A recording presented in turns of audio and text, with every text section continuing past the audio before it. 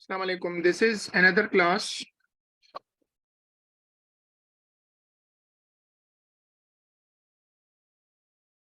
Assalamu alaikum. This is another class on superposition. This topic presently we are doing MCQs on this topic.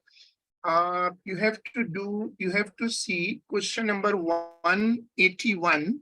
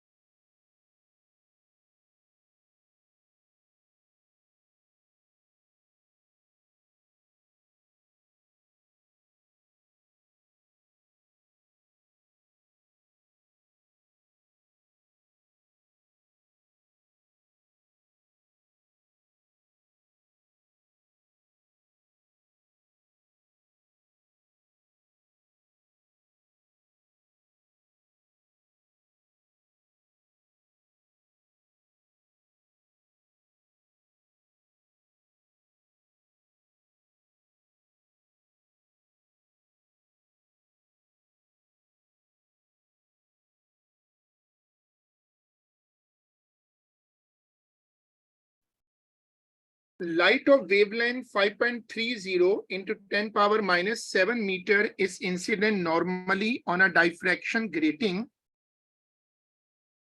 The first order, इसका मतलब होता है n is equal to 1 is observed as an angle of 15.4 to the direction of the incident light. What is the angle between the first order and the second order?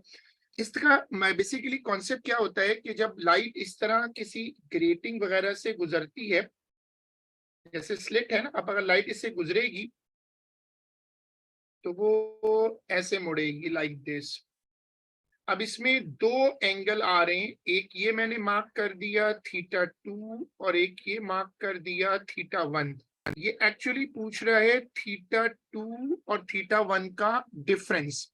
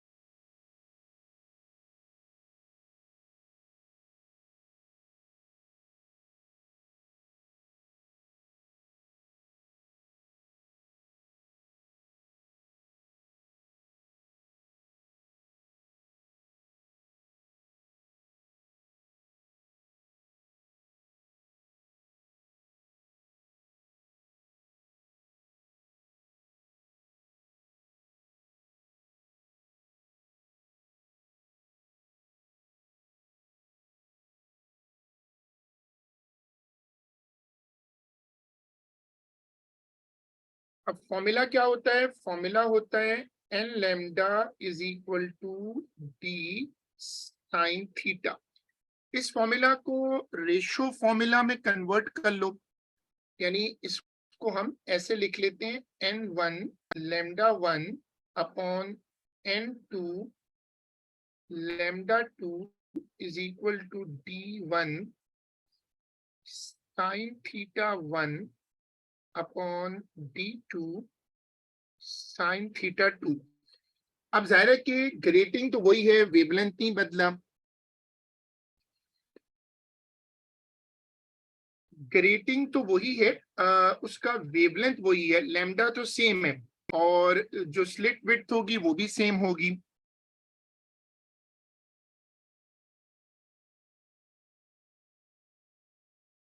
D cancel कर दो, lambda cancel कर दो,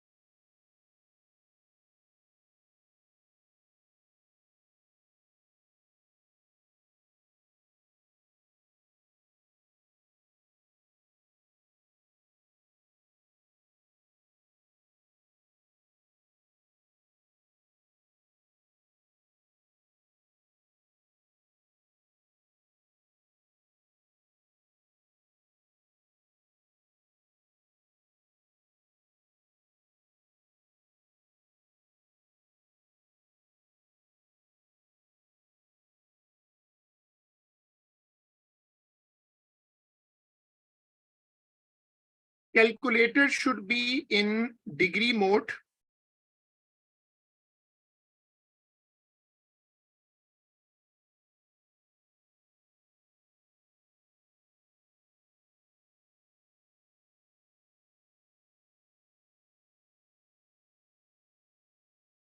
मैंने इसकी working की है, इस question की, इसका ईयर नंबर ऊपर रिफ्लेक्ट हो रहा है, आप इसको ट्राई करो।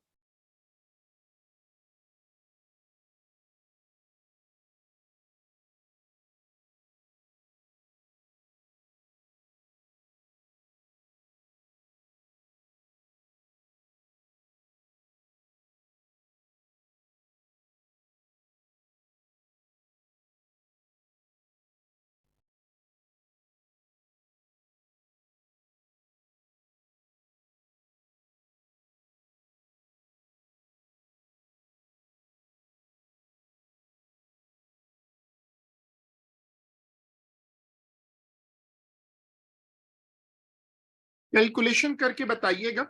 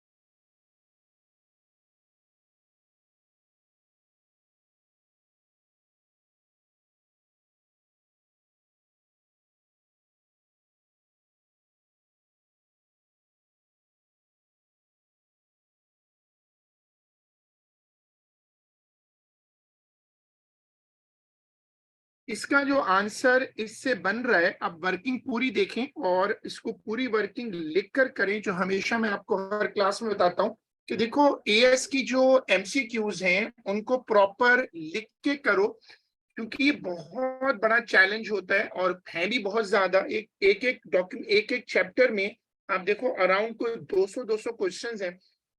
Light of a single frequency is incident, light of a single frequency is incident on a diffraction grating. 7 bright spots are observed on a screen. अब ये 7 स्पॉट्स कैसे बनेंगे? बीच में एक बनेगा जो कि सेंट्रल ब्राइट होगा,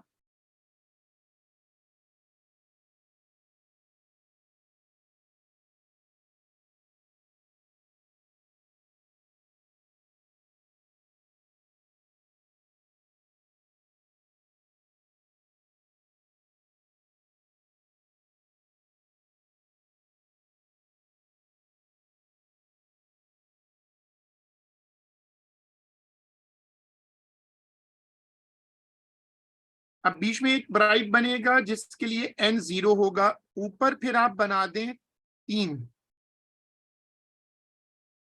7 पूरे करने हैं ना, ऊपर 3 आ जाएंगे और इसी तरह नीचे भी 3 आ जाएंगे।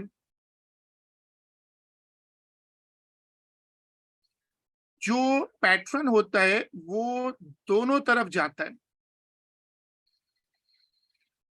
ठीक है। अब वो कह रहे सिंगल फ्रीक्वेंसी, सिंगल फ्रीक्वेंसी का मतलब होता है मोनोक्रोमेटिक लाइट है, which change will result an increase in the number of bright spots. Number of bright spot कैसे बढ़ सकते हैं? वो तब बढ़ सकते हैं जब ये स्पॉट आपस में करीब हो जाएं। करीब होने का मतलब क्या है? इनकी जो आपस की सेपरेशन होती है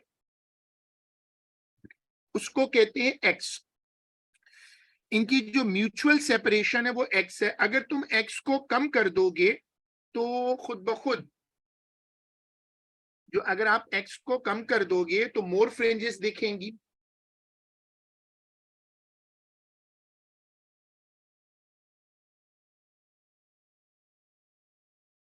अब ये कैसे होगा? Which change will result an increase in the number of bright spot. अब ये इस तरह के सवाल हमेशा एलिमिनेशन मेथड से करो। Increase the distance between the grating and the screen. अगर ये डिस्टेंस बढ़ाएगा फिर तो एनवेलप और बड़ा हो जाएगा, जो स्क्रीन पर इमेज है वो तो बड़ा हो जाएगा। अगर बड़ा हुआ तो फिर तो सेपरेशन बढ़ेगी, स्क्रीन की साइड्स जो है वो बाहर आ जाएंगी, जैसे प्रोजेक्टर में भी है। तो ये वाला तो नहीं हो सकता। Increase the frequency of the incident light, इसका देखना पड़ेगा। ग्रेटिंग का फॉर्मूला होता है n lambda is equal to d sine theta, ठीक है। एक सजेशन है कि आंसर बी होगा।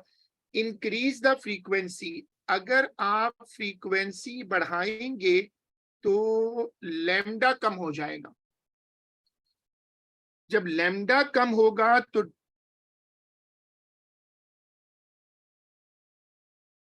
अब लैम्डा और degree of diffraction directly proportional होते हैं। जब लैम्डा कम होगा तो डिग्री ऑफ डाइफ्रैक्शन ये भी कम हो जाएगी। वेव्स का स्प्रेड आउट कम होगा। जब स्प्रेड आउट कम होगा तो जो पैटर्न है वो स्क्वीज हो जाएगा। इंटेंसिटी का ताल्लुक जो होता है ना वो होता है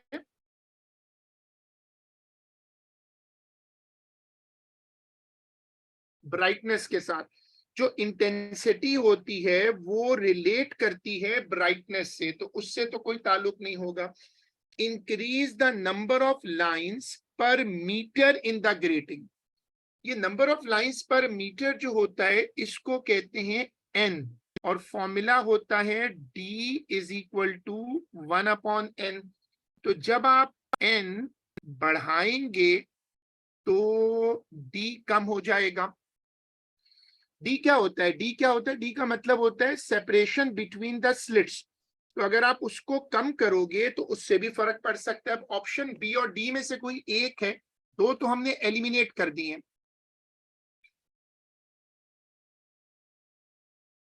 अगर हम नंबर ऑफ लाइंस बढ़ाएंगे तो डी कम हो जाएगा। डी कम होने का मतलब लाइनें करीब हो जाएंगी। जब लाइनें करीब होंगी तो डाइफ्रैक्शन और बढ़ेगी। जो बेंडिंग होती है ना, ये वाली, ये चीज और बढ़ जाएगी। जब बेंडिंग बढ़ती है तो स्क्रीन पर इमेज स्प्रेड करता है। जब स्प्रेड करेगा तो फिर तो फ्रिंज सेपरेशन बढ़ जाएगी।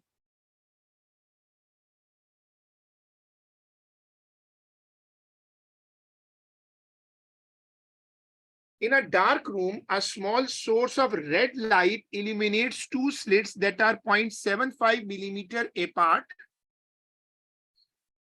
ये यंग्स डबल स्लिट एक्सपेरिमेंट लग रहा है और ये उसकी वैल्यू है ए की। A few meter beyond the slits, the light falls on a screen producing a series of equally spaced bright lines.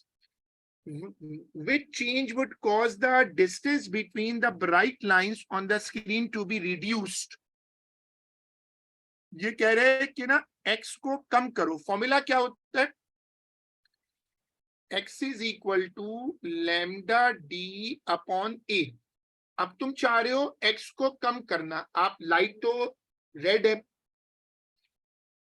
Change the source of one emitting blue light. अगर वो रेड की जगह ब्लू लाया है तो lambda बढ़ेगा। ऊपर formula देखो, अगर लैम्डा और एक्स को देखो तो वो तो डायरेक्टली प्रोपोर्शनल है। लैम्डा बढ़ा तो एक्स बढ़ जाएगा। हम तो चाहते हैं एक्स कम हो, तो ये हट गया।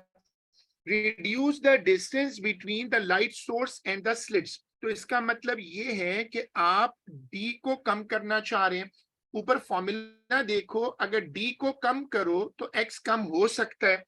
Reduce the distance between the slits to 0.55 millimetre. अब ये कोई अजीब सी चीज लग रही है, क्योंकि बेसिकली वो ये कह रहा है कि मैं ए को बढ़ाने लगा हूं, सॉरी कम करने लगा पहले। अच्छा 0.75 कम करें। अगर वो ए को कम करेगा तो फिर तो एक्स बढ़ जाएगा, क्योंकि इन ऊपर फॉर्मूला देखो इनवर्सली प्रोपोर्शनल है। रिड्यूस द इंटेंसिटी, अभी बताया था जो इंटेंसिटी होती है वो एक्चुअली रिलेट करती है किसको? इंटेंसिटी रिलेट करती है ब्राइटनेस को।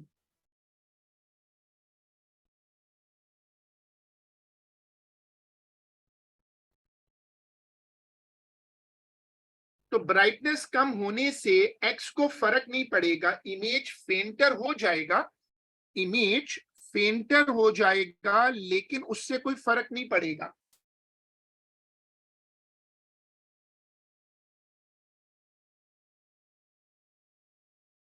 सारी गलत हो गई, एक सेकेंड।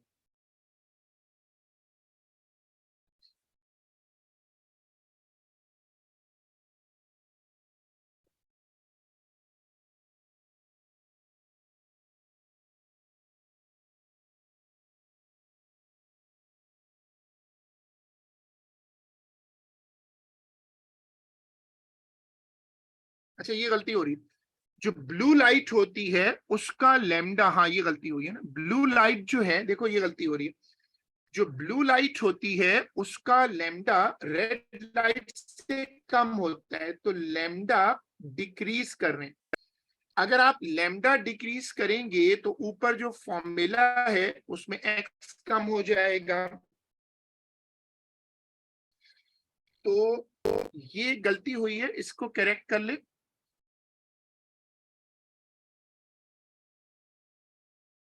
अच्छा अब इसमें ये पूछा जाता है सवाल में हमेशा कि बी क्यों नहीं ले रहे? बी में लिखा हुआ है distance between the light source, distance between the light source on off the D. ये डिस्टेंस डी नहीं होता। डी का मतलब क्या होता है? डी का मतलब होता है separation between the slits and the screen. तो ये ट्रैप कर रहा है। ये डी जो है वो ये जो लिखा हुआ है बी में, ये डी की वैल्यू नहीं है। डी का मतलब होता है separation between the slits and the screen. An experiment is carried out to demonstrate double slit experiment using light of wavelength. The distance between bright fringes in the interference pattern is this. X की value. What are the possible values of the for the distance between the slits and the screen? देखो अब ये जो distance दिया हुआ है ना, ये D है. And the slit separation.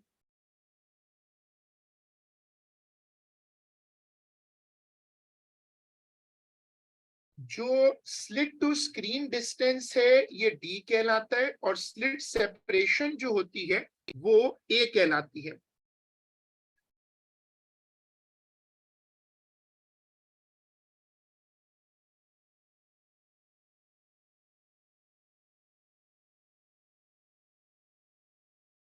Formula देखो क्या है. n lambda is equal to, I am sorry, वो जो यंग्स डबल स्लिट का फॉर्मूला क्या है, x is equal to lambda d upon a. अब देखो तुम्हें d और a जो है ना उनको चेक करना है, तो d और a को अलग कर लेते हैं, मतलब उसको सब्जेक्ट बना लेते हैं. तो अगर मैं उसको सब्जेक्ट बनाऊं तो d upon a is equal to x upon lambda. अब ऊपर से x रखो 5 मिलीमीटर, तो मैं इसको लिख देता हूं 5 इंटू 10⁻³ अच्छा ये है 500 नैनोमीटर, तो 500 इंटू 10⁻⁻⁹.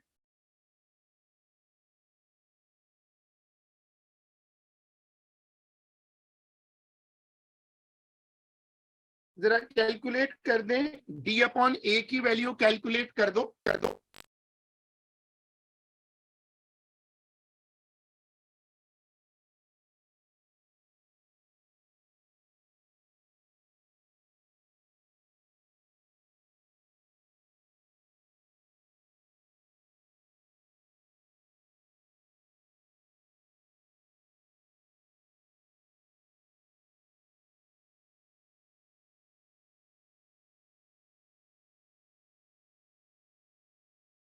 .1.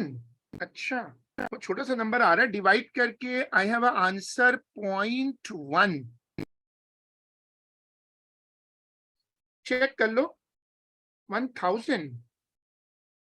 अच्छा चलो तुम लोग ये कंफर्म कर दो कि ये नंबर है क्या, क्योंकि सब इसी पर बेस करेगा.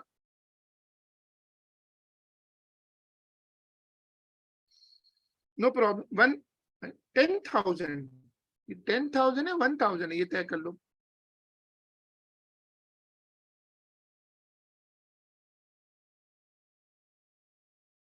अच्छा 10,000. अब देखो ये तो मिल गया मुझे, रेशो मिल गई ना. अब ये रेशो हर जगह लगाते जाओ, d अपॉन ए सब पे लगाओ. जैसे पहला वाला क्या होगा, 50 इंटू 10⁻⁻² अपॉन 0.5 ऐसे.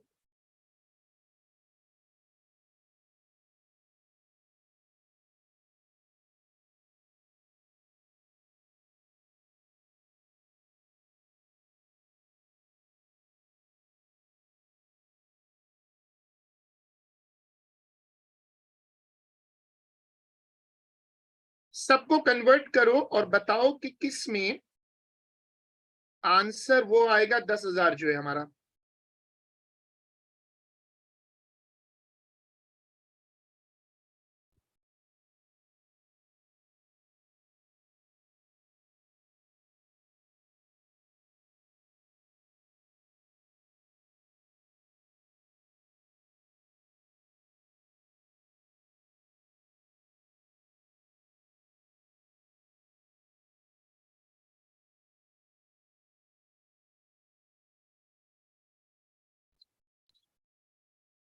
चेक करो, एक एक कैलकुलेशन को चेक करते जाओ, आंसर यही वाला आना चाहिए. सी.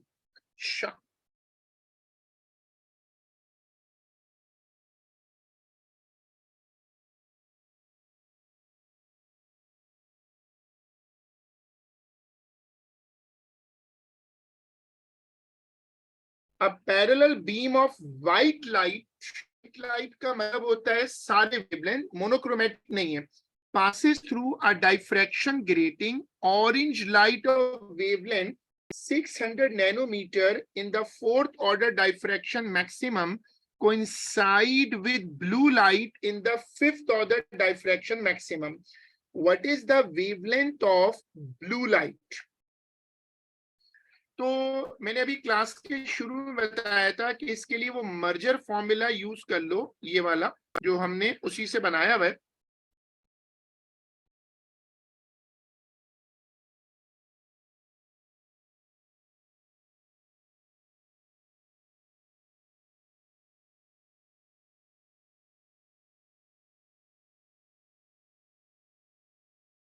एक फॉर्मूला ये है हमारा, हमने इसको मर्ज करके बनाया।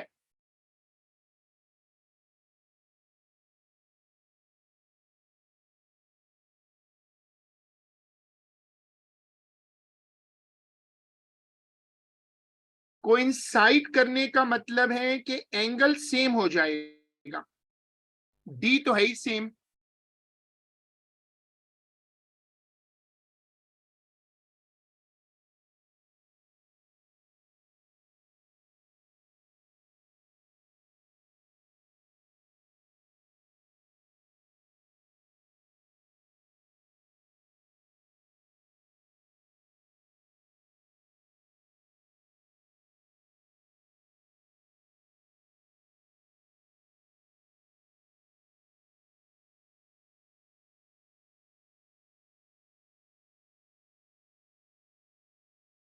lambda 1 n1 is equal to 4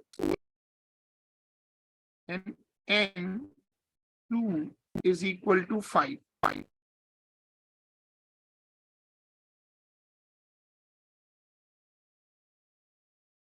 nanometre को रखना चाहो तो नैनोमीटर को कन्वर्ट मत करना, क्योंकि सारे आंसर नैनोमीटर में दिए हुए हैं। अब इसको इस फॉर्मूला में पुट करो और सॉल्व करके दो।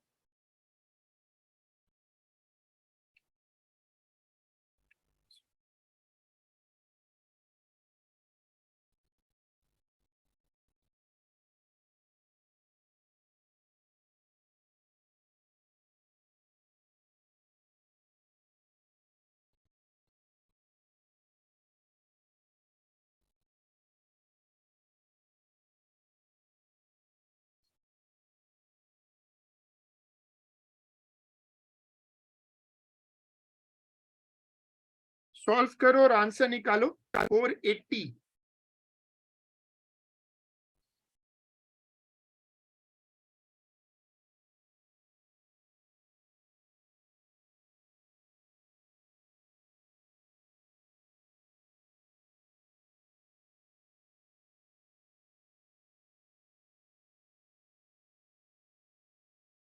Good. 480 is the right answer. Two loudspeakers are placed near to each other and facing in the same direction. Two loudspeaker का मतलब है two sources. A microphone connected to an oscilloscope is moved along a line some distance some distance away from the loudspeaker as shown. Which statement about the waves emitted by the loudspeaker is not a necessary condition for the microphones to detect a fixed point along the line where there is no sound? अब देखो, no sound का मतलब है destructive interference, यानी वहां पर बनेगा node, और इसका मतलब ये है कि वहां पर डिस्ट्रक्टिव इंटरफेरेंस होगी। The waves must be emitted in phase. अगर इन फेज हो तो फिर तो कंस्ट्रक्टिव इंटरफेरेंस हो जाती है। अब गौर से पढ़िएगा, उसने लफ्ज इस्तेमाल किया है नॉट, तो ये आपको ट्रैप कर रहा है, not a necessary condition.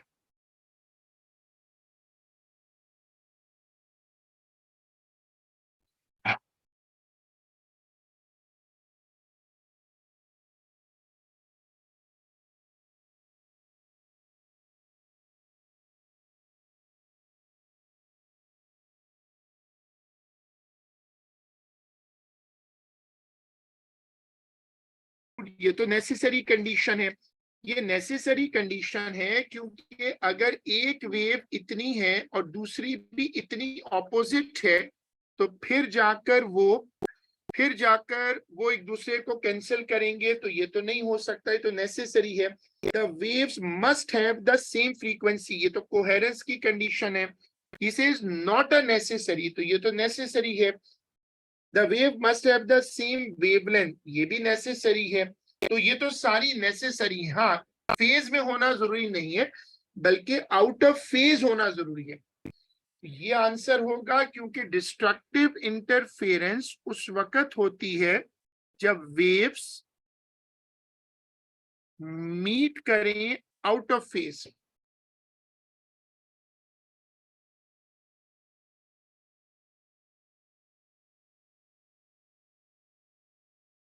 A stationary wave is formed on a stretched string.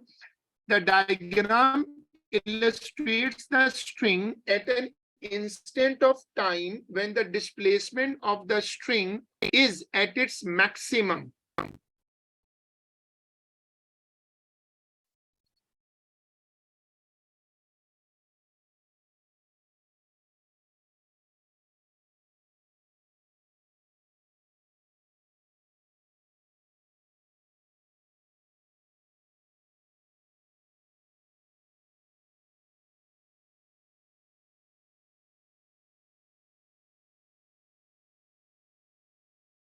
अब हमें देखना पड़ेगा, सवाल में कह रहे कि ये स्टेशनरी वेव है। अब ये तो जब चलेगी तो एक लूप ऊपर बनेगा, एक नीचे बनेगा।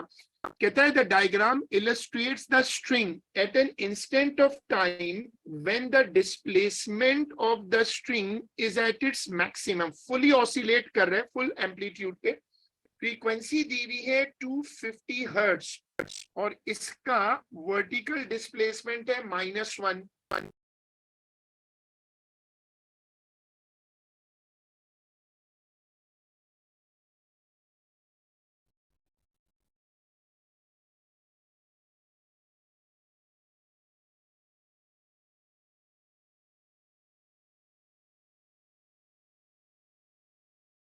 तो पहले ऐसा करते हैं कि टाइम पीरियड निकाल लेते हैं, पता चले कि ये जो टाइम मांग रहा है वो है कहाँ। तो पहले आप क्या करो कि 1/250 करके दे दो मुझे।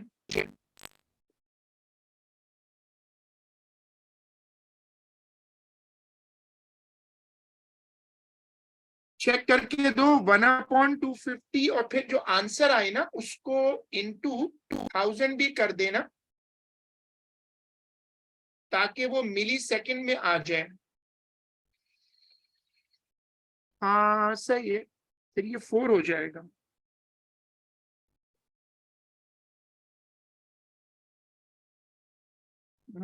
सही है। तो टाइम पीरियड आ रहा है 4 मिली सेकेंड। 4 मिली सेकेंड इसका टाइम पीरियड है और हम चाहते हैं 5 मिली सेकेंड पर। अब 4 मिली सेकेंड पूरे साइकिल का टाइम है, it's a time of the whole one cycle. Cycle ही बना हुआ है सामने पूरा। तो अब अगर मैं पूरा साइकिल रखता हूं तो अगर मैं साइकिल को शेड करूं तो ये हाफ साइकिल है और ये मेरा दूसरा हाफ साइकिल है, ये पूरा साइकिल हो गया। अब वो कह रहे हैं कि इसके ना इसको लग रहे हैं 4 मिली सेकेंड। अब हमें देखना पड़ेगा, इसका मतलब है कि क्वार्टर साइकिल 1 मिली सेकेंड है। इसका जो क्वार्टर साइकिल है, अगर मैं क्वार्टर साइकिल लूं तो ये होगा 1 मिली सेकेंड, ये होगा 1 मिली सेकेंड, ये 1 मिली सेकेंड और ये 1 मिली सेकेंड। इस तरह ना 4 मिली सेकेंड हो रहा है। ये कह रहे हैं आफ्टर अ टाइम ऑफ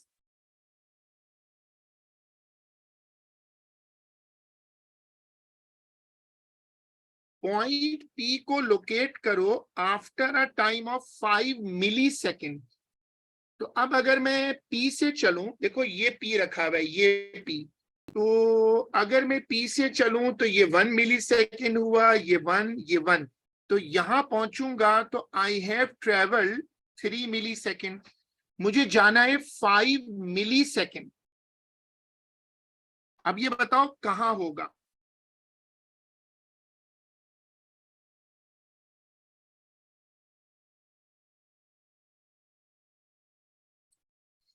मैं इसको आगे लेकर जाता हूं, लाइन को एक्सटेंड कर देता हूं, ठीक है। अब आप मुझे बताओ लो आप लोग कि अगर मैं इसको इतना लेकर आऊं और, तो ये 1 मिली सेकेंड और हो जाएगा, ये हो जाएगा 4 मिली सेकेंड यहां पहुंचते पहुंचते। तो पूरा कर देता हूं यहां पर। तो जब ये यहां पहुंचेगा तो हो जाएगा 1 1 ऐड कर रहा हूं। इसका मतलब है ये P यहां बैठा होगा इस लाइन पर, और इस लाइन पर डिस्प्लेसमेंट क्या होता है, 0।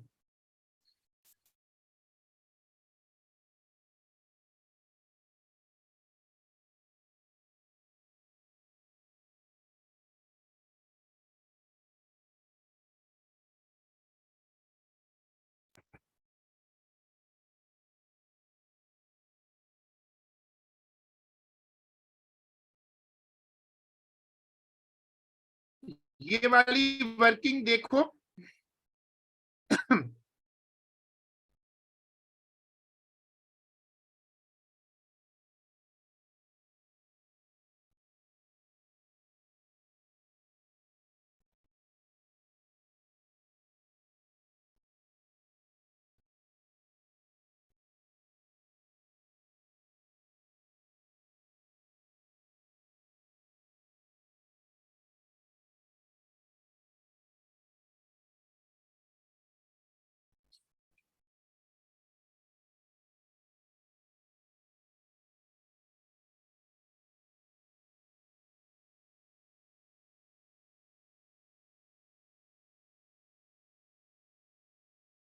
The three waves shown in each diagram have the same amplitude and frequency. दोनों चीजें सेम है, but different phase, उनमें phase का फर्क है. They are added together to give a resultant wave. In which case is the resultant wave zero at this instant. Zero होने का मतलब उनका जो उन तीनों का सम है वो जीरो आना चाहिए. अब ये जरा ट्रिकी क्वेश्चन है, क्योंकि इसमें ये देखना पड़ेगा कि तीनों वेव्स एक दूसरे को कैंसिल करें मिलकर. जैसे हम लोग मैथ्स में बोलते हैं ना, 2 + 3 - 5 = 0, रिजल्टेंट 0 हो गया. ये तीन वेव्स है, ख्याल रखिएगा वेव्स 3 है. तो इन तीनों का दो में तो आसान होता है, लेकिन 3 में जरा ट्रिकी है. वही तरीका, एलिमिनेशन इज द बेस्ट. अगर तीनों वेव्स एक साथ ऊपर जाती हैं और एक साथ नीचे आती हैं, तो फिर वो एक दूसरे को कैंसिल करने वाली तो नहीं हुई. कैंसिल करने के लिए जरूरी होता है कि एक रफ क्रेस्ट आमने सामने आए.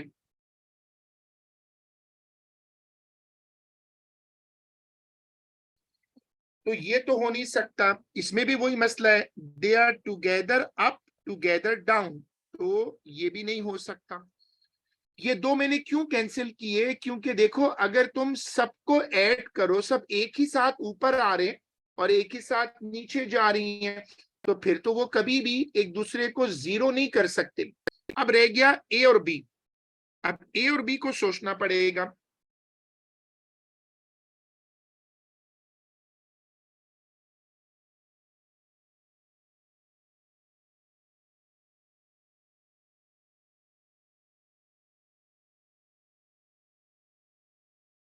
अब आप देखो कि क्या एक एक करके दोनों ऑप्शन देख लो कि क्या ये एक दूसरे को कैंसिल कर सकते हैं.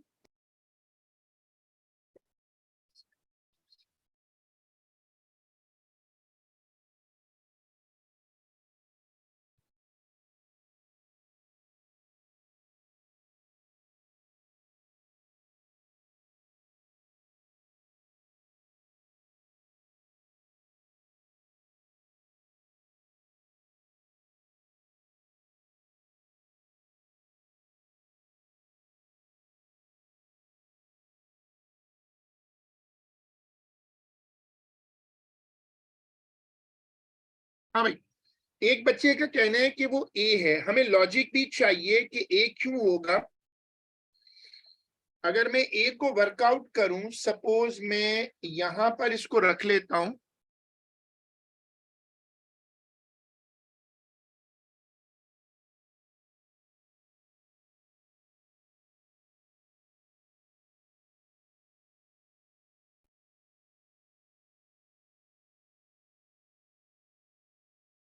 मैंने थोड़ा ए को जूम किया है। अब ये देखना पड़ेगा कि इसमें जीरो कैसे करेंगे। दो वेव्स एक साथ ऊपर हैं, ये दोनों ले लेता हूं, ये दोनों एक साथ ऊपर हैं और ये उस वक्त नीचे है।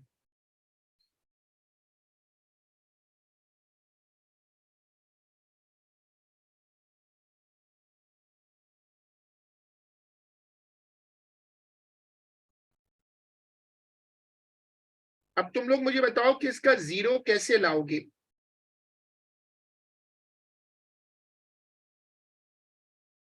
ये पॉइंट है यहां पर, ये दोनों मीट कर रही हैं।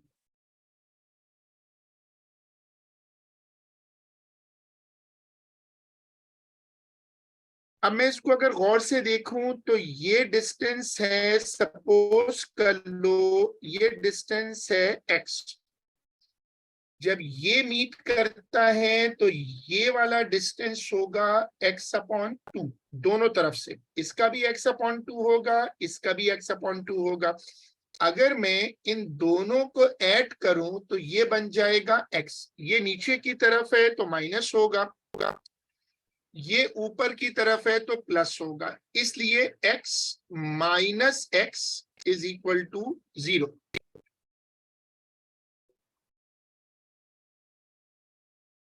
This is the working for this difficult question.